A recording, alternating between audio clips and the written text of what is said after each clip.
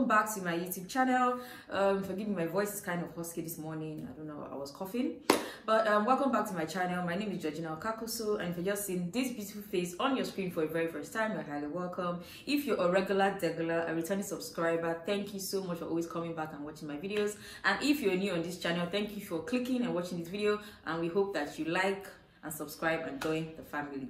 Now today, just as requested by one of my subscribers, she wanted to know likely CAS interview questions that will be asked by University of Bradford before you get your CAS.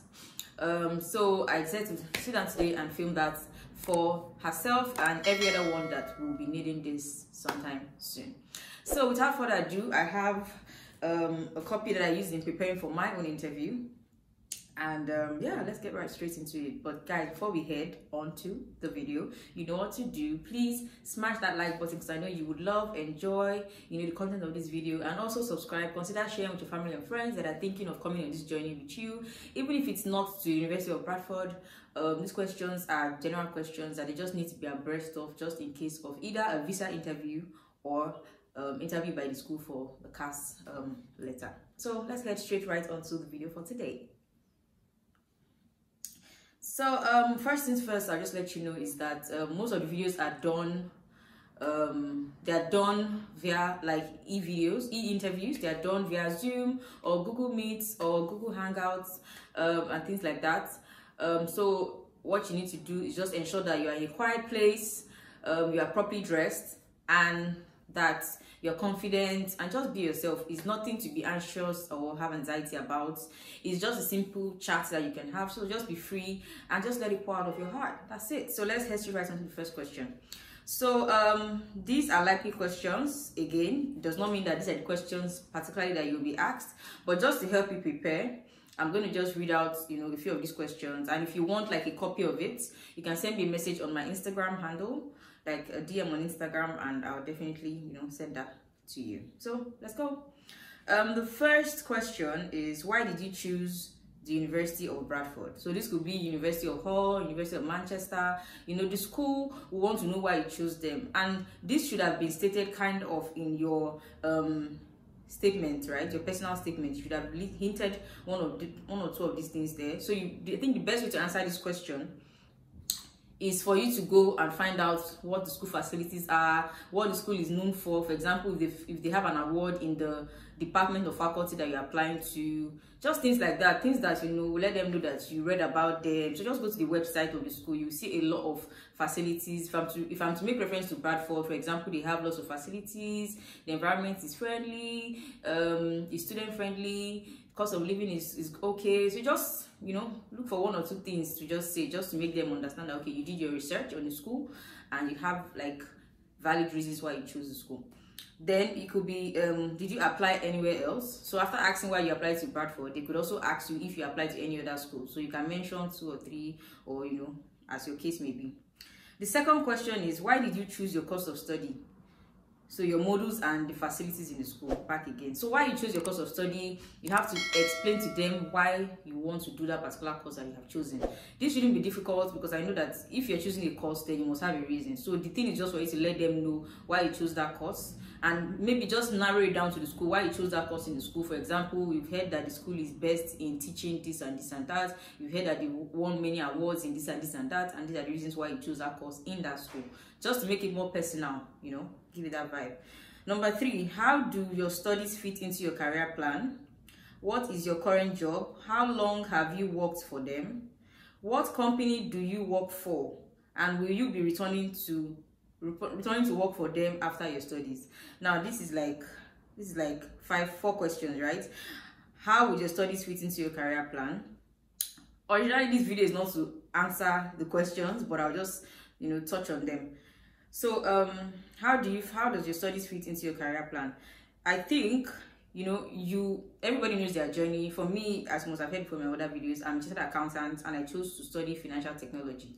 Now I can tie that together because I have an experience as an accountant as an accountant for over 7 years, and I'm doing something that is finance related, so that really ties. So you just have to check your own journey and see how it fits in. What's your current job? So you let them know where you were working at or what you're working as.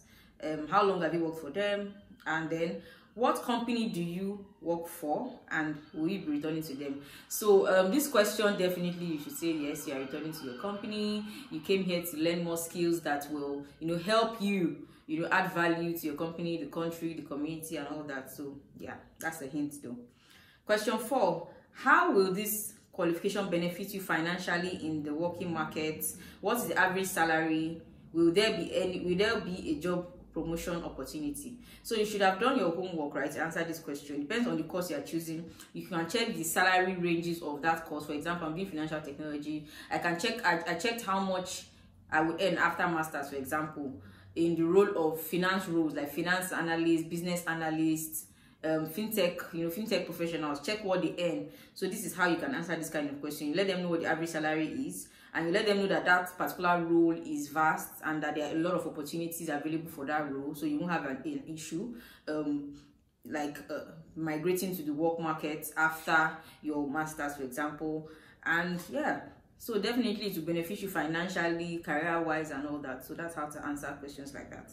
Question 5, the cost of doing this course are higher in the UK than in your home country. Why have you decided to pay this extra money to study in the UK? This is a very, very, very, you know, good question, because obviously it's cheaper to study in Nigeria. So the question really is valid. Why have you chosen to study in the UK?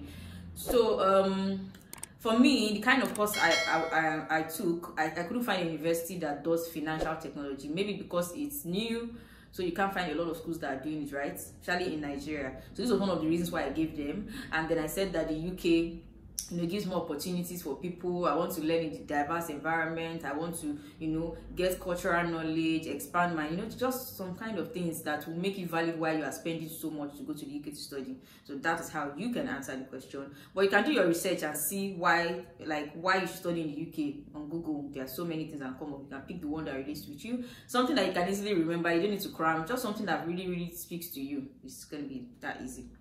Number 6. You have had a long break in your studies. Why are you returning to study now? For example, myself, I graduated in 2011 from University of Port Harcourt, and now I'm going to I'll be doing my masters, or I'm doing my masters in 2022. So it's a valid question. That's about 11 years. So you can answer this question by saying that so first of all, after graduating, you gained work experience, you went into the work market and started gaining work experience. And for me in particular, as technology was introduced into finance, a lot of things had changed, and because of this, I decided to go back, you know, to school to ensure that, you know, there's no knowledge gap and that I'm abreast with current happenings in the financial industry and stuff like that. So that's how, you know, you could answer that question. It depends on the course you're doing. You have to do research and see how it ties, you know, to your own course. Now, question 7, how will you fund your studies? So you have to answer that question. It's a specific question to, you know, different people and how they plan to fund their studies. So you can answer how you plan to fund your studies. Okay. Then number 8, number 8, do you know where Bradford is? Obviously, if you are checking for any school at all, you should have known the region, the county where it is, the city where the school is, and stuff like that. So for example, Bradford is located in West Yorkshire. Bradford is located in West Yorkshire.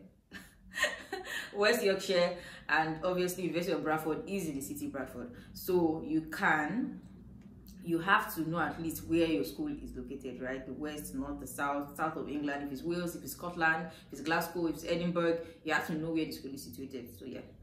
Question 9, do you plan to work in the UK? What do you think your answer would be? I will leave that open to you to find out what you can answer there. Do you plan to work in the UK? You have to answer that question if it's thrown at you. Then question 10, have you had a previous visa refusal for the UK? So this is also, you know, specific to whoever is answering this question. For me, I never had any visa refusal, UK or any other country. So obviously my answer was no. But it depends on you. If you have, I would say that you should not lie, right? Because these things can be found out. And I don't think I've seen people that said, oh, they answered honestly and it didn't affect their CAS, now it affect their visa application, right? So I think you should just answer honestly if you have been refused to the UK or any other country if the question is asked. So yeah. So these are 10 questions that I've gone through. Obviously they're not exhaustive. There are more questions. Just I think it boils down to you knowing more about your course that you're going to study, know about your modules, the facilities in the school, know about the school, what the school offers, what your faculty is about, know where your school is located. They'll ask questions around your course of study and the school you are going to, then your funding, then work opportunities after school. So these are areas where you should just be abreast, because questions can come from any angle at all. And I hope that I've been able to help someone with this video. I hope I've helped the particular person that requested for this video. So thank you guys. Do not forget to smash that like button, subscribe to the channel.